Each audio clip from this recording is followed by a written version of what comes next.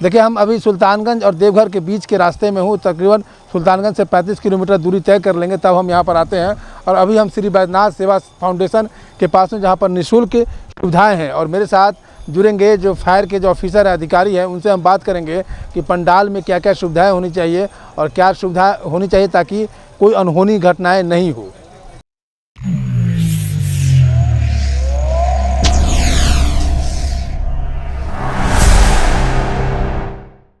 ये पंडाल में आप लोग क्या देखते हैं, क्या क्या उसको देखिए, सबसे पहले तो मैं आपके चैनल के माध्यम से बाबा धाम के लिए आए हुए तमाम कंवरियों को हार्दिक शुभकामना देता हूं। हम लोग लगातार 40 दिन से, जब से टेंट का निर्माण शुरू हुआ, उसी समय से लगातार हम लोग कंवरिया पथ का भ्रमण कर रहे हैं। और भ्रमण के तहत पंडाल को किस तरह से बनाना है, उसमें फायर सेफ्टी का क्या क्या व्यवस्था करना है, सारे सुझाव हम लोग इन लोगों को लिखित रूप से दिए थे। दूसरा बात, हम लोग के डिपार्टमेंट के स्तर से कुछ प्रचार प्रसार के माध्यम थे, जिसमें LED के माध्यम, पंपलेट, लिपलेट और मॉक ड्रिल करके लोगों को जागरूक भी कर रहे हैं कि आपको क्या करे क्या नहीं करना है, और उसमें लोगों में सुधार भी हो रहा है। उसके तहत हम लोग एक नोटिस भी जारी किए थे कि क्या क्या आपको करना है।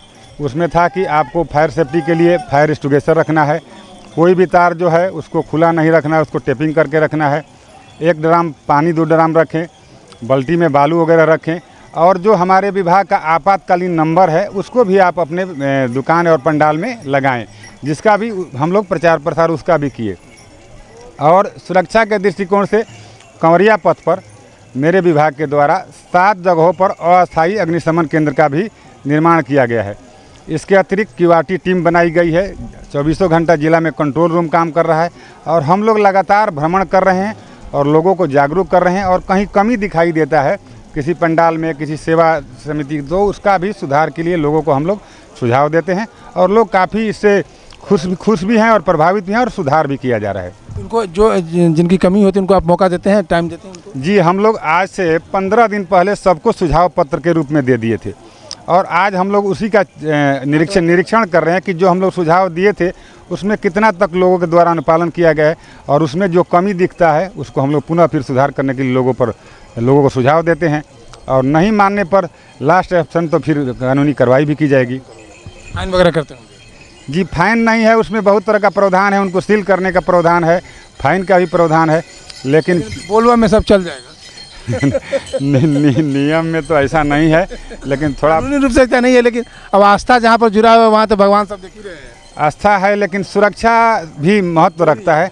कारण कि आप देखेंगे कि बाबा के मंदिर में भी सुरक्षा का, फायर सेफ्टी का व्यवस्था किया गया है। जी, चलिए, बहुत बहुत धन्यवाद मेरे साथ जुड़ने के लिए। तो ये फायर के सेफ्टी ऑफिसर थे, इन्होंने कहा कि किस तरह से सुविधाएं होनी चाहिए और क्या क्या से सुविधाएं होनी चाहिए जहां पंडाल पर लगाते हैं। तो उनको आज निरीक्षण कर रहे हैं।